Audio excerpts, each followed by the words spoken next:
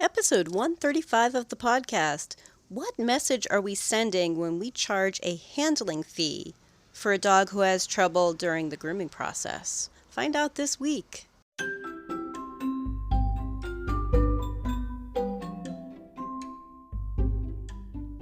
You're listening to the Creating Great Grooming Dogs podcast. I'm Chrissy Newmeyer-Smith. I'm a certified professional groomer, a certified behavior consultant for canines, a certified professional dog trainer, and the owner of Happy Critters in Nashua, New Hampshire. And this, my friends and colleagues, is the podcast where grooming and training meet.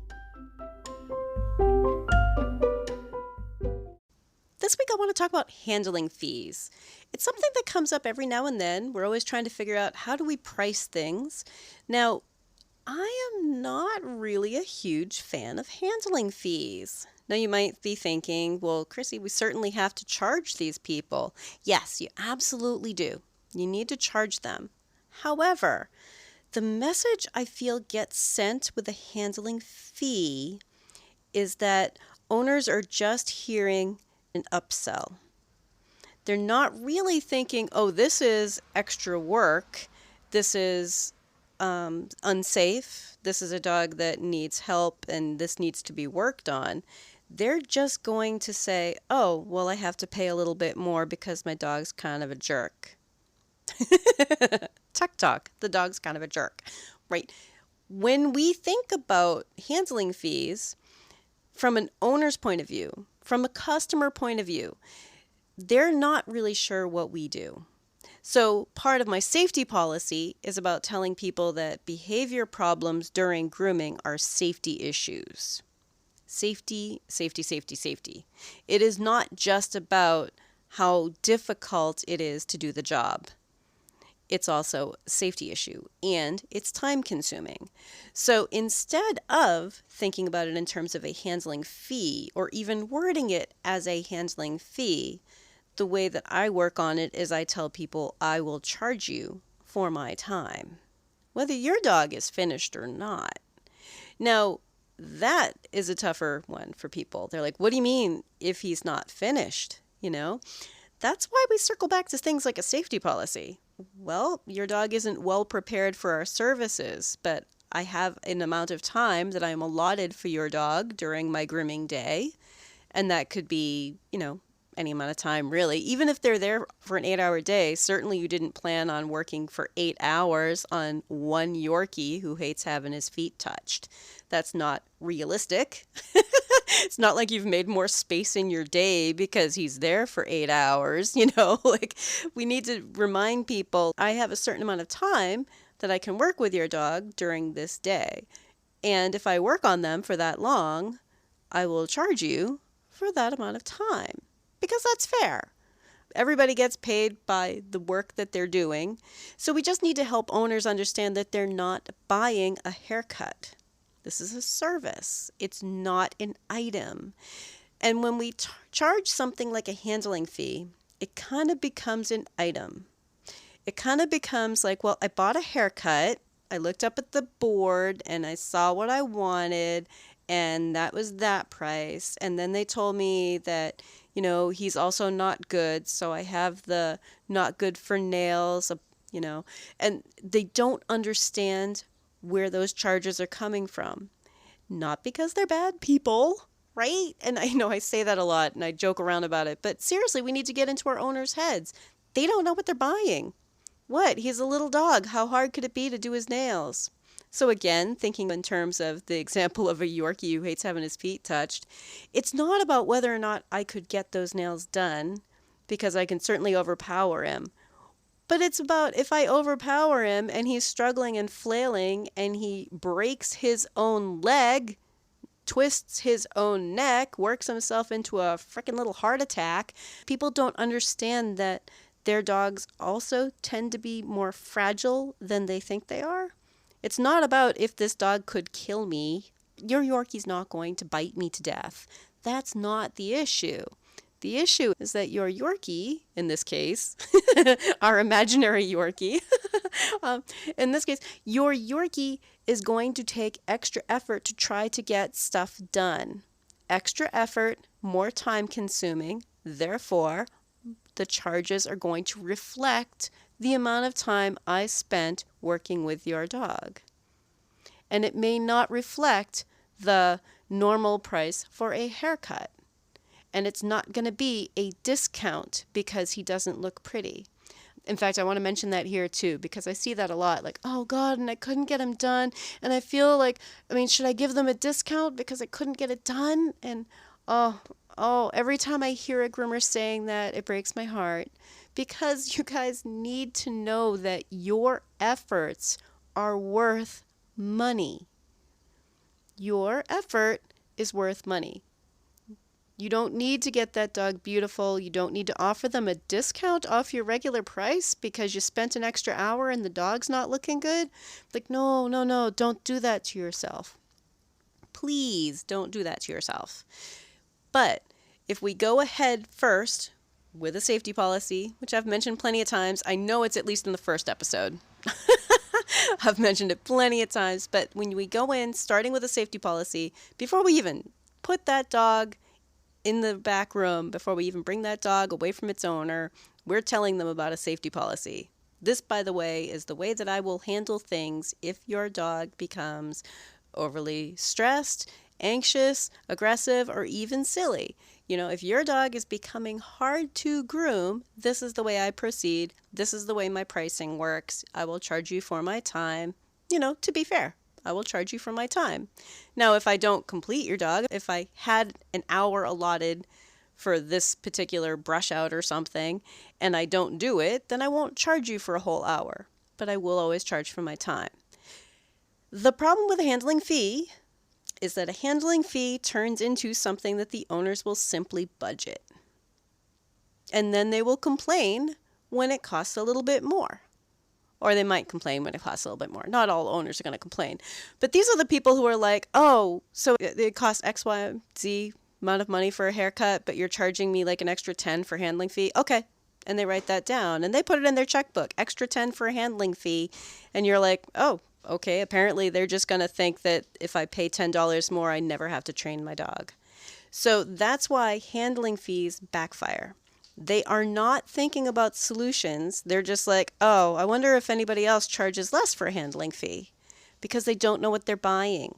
They don't understand the process. So it's not that I want you guys to not charge, just charge for your time, charge for extra effort. And think about it this way too. If you need 2 people to work on a dog, that's twice as much time. That's shop time being taken away. Because, for instance, the average walk-in nail trim should take about 2 minutes. Probably takes 5 to 10 in terms of talking to an owner, checking in the dog, and sending them home, taking the money, right? But the actual nail trim is a 2-minute thing. If it takes 2 people 10 minutes, that's 20 minutes of shop time. That's significantly more than the 2-minute nail trim. So be thinking about that. That costs more money. So don't think about handling fee because people will just wonder how you made it up. Well, how'd you make up $15 more? Last time it was only $10 more. I don't understand these handling fees. They think it's like a checking account fee. Well, it used to be this much and now it's this much. They're not going to understand. So I'm not really into handling fees. I don't think they serve us very well. Versus, I will charge you for my time. My time and my effort will always be worth something. And if they know that their dog has an issue, we can help them prepare for that. And we can also set a limit. There's nothing wrong with saying, tell you what, I can keep it to 2 hours, let's say, and we'll see how much we can get done. I won't go beyond the 2 hours, and hopefully we can get them done. And if we can't, that's okay, but we'll see what we can do within the 2 hours that I have for your dog today. It's not about, I'm going to charge you, a crazy amount of money that you weren't prepared for. There are lots of ways that we can talk to our owners about it, but our time is worth money. Our time is valuable, especially if a dog is having a hard time, right? Because that dog is so much harder to do. If you're enjoying this podcast, please remember to subscribe so that you don't miss any episodes, and tell all of your friends. Along with talking about handling fees, we also need to talk about this idea that people won't pay it. Now, there's a lot going on with that. And yes, there will be people who are like, I'm not going to pay that. No, I'm not going to pay full trim prices if I didn't get a full trim. But I find that most of the time, that's people who don't understand what we're talking about. So a lot of that comes down to how we talk to our customers, to really talk them through it and to help them understand that behavior problems are when dogs get hurt, people get hurt, and equipment gets broken. And most people, I think, don't really have a grasp that their dog could get hurt during grooming, that each and every tool that we have could potentially hurt their dog. They don't understand. So we have to really spell it out and make it part of this isn't safe. This isn't safe. And when they start hearing things like this isn't safe, and that we're trying to give them some sort of solution set. I would like to work with your dog. I want to help your dog become comfortable and cooperative for this. I want to help this process along. I want to maybe guide you to another professional who can help you with this. Some of the things that I'll say to owners that might help you. One of the things I will tell owners is your dog has a problem with some part of the grooming process, and I want to help you with your problem. See what I did there? I want to help you with your problem. And I'll actually word it that way to help drive that point home, because it's not my problem. Your dog's grooming behavior is not my problem. I can simply refuse to do your dog. Think about it. Oh my God, I know somebody out there is like, yes, and somebody else is like, oh my God, what would happen, But we can talk to them about their dog's problem and their problem and how we want to help them solve their problem, that we're willing to work with them on it. And that seems so reasonable. Even if you have a customer who's like, it's not my problem. Yeah, right, so I'm supposed to do dog training for my groomer. Oh no, it's not for your groomer. It's not for your groomer. It's for the grooming process that your dog needs as part of their health care. You don't need to have a professional groomer groom your dog. Take a deep breath. I know that one's hard to handle. You do not need to have a professional groomer groom your dog. Your dog has grooming needs that must be met. It doesn't need to be with a professional groomer. I'm not running a charity. This isn't this moment where I'm like, yes, bring any dog in any condition. We have to do it. We can't turn you down. This isn't that kind of a service. I want you to think about the fact that their dog has grooming needs that they must meet. When we talk to owners about, I want to help you with your problem, we're also implying that it's not our problem. And that goes a long way. Yeah, it's not my problem. I am not responsible for your dog's grooming needs. I'm only responsible for the safety and health of your dog while it is in my care. There are exactly 2 dogs on this planet that I'm responsible for, and that's Brock and Poe. And they're here in my living room with me while I record. So, the rest of them, I have a vested interest in, of course, but it's an owner's responsibility. So, along with teaching our owners that you're bringing in something that's more work, I want to help your dog be better for it. You might not get a beautiful trim today because that's not in your dog's best interest today. We can help them understand that we're here to help. And if they do not want our help, there's the door. You don't need to take in all of these crazy dogs. Frankly, most of the things that we do should be within the realm of a dog's being able to handle it. They should be able to handle it. It's not that complicated. It takes some practice and it takes some skill, and every dog should be working toward being able to handle grooming. It's not a big deal. Now, one of the other things that I like to tell my owners is that I work with dogs who have behavior problems. I mean, it's kind of my specialty. If you're listening to the podcast, that's kind of what I do and what I really enjoy.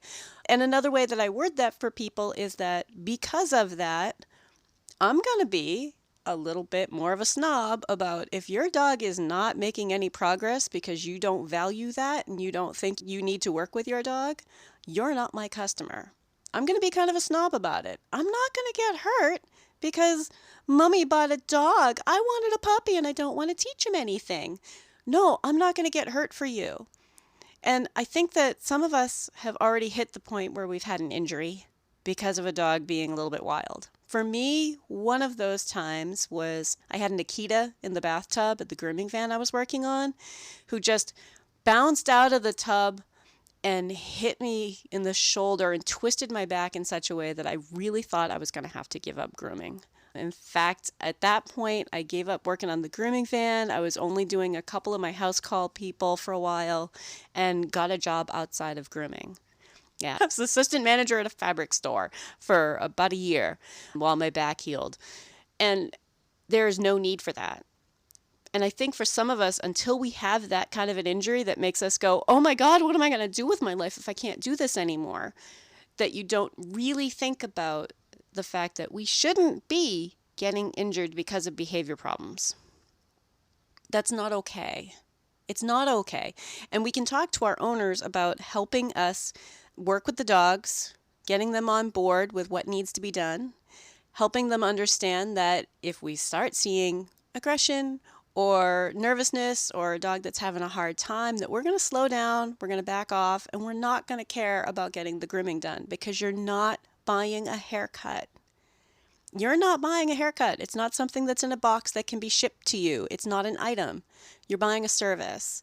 And my service is something that your dog isn't prepared for. So I'm here to help. I'd like to help you.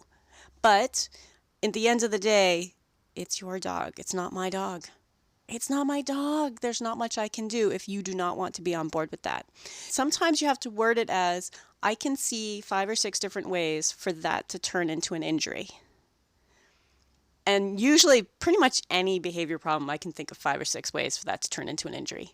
That could be the dog bites the brush and now its tongue is bleeding, which doesn't seem like much of an injury, but at the same time, like you made a dog bleed, you know?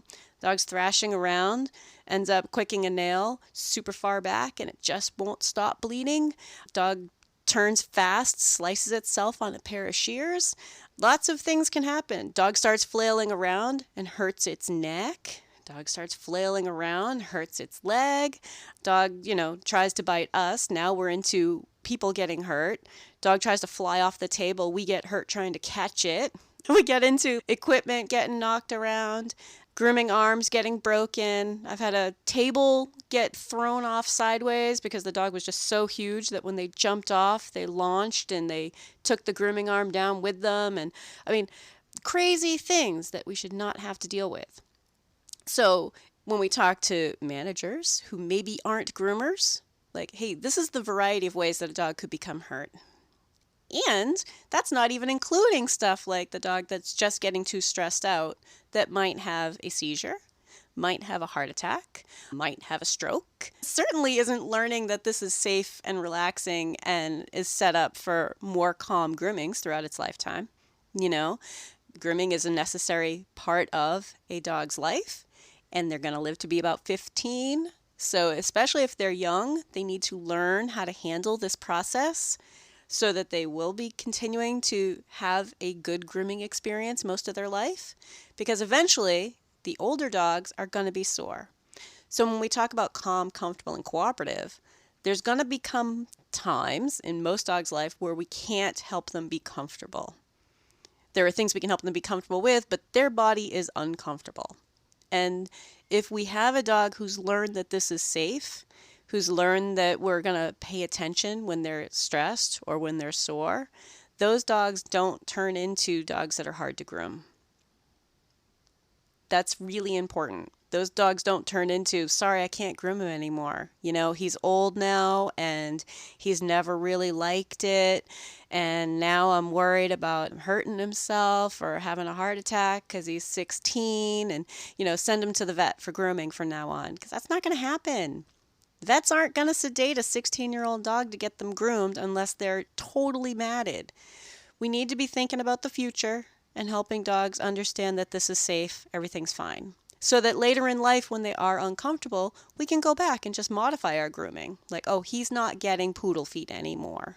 It's hard for him to have his feet worked on. He's not getting poodle feet anymore. He's 16. We're not going to do any sort of like crazy beautiful trims on a 16-year-old dog that's falling apart. So we can teach our owners about what we need, but you can lead a horse to water, but you can't make him drink. If owners are not interested, try some more. Keep trying. But at the end of the day, it's not our problem. I want to help. But that does not mean that I'm going to risk my own safety or your dog's safety because owners are like, oh, we don't have time. You don't understand how busy our lives are. But you need to work on this. It's important. So, not my problem if your life is too busy.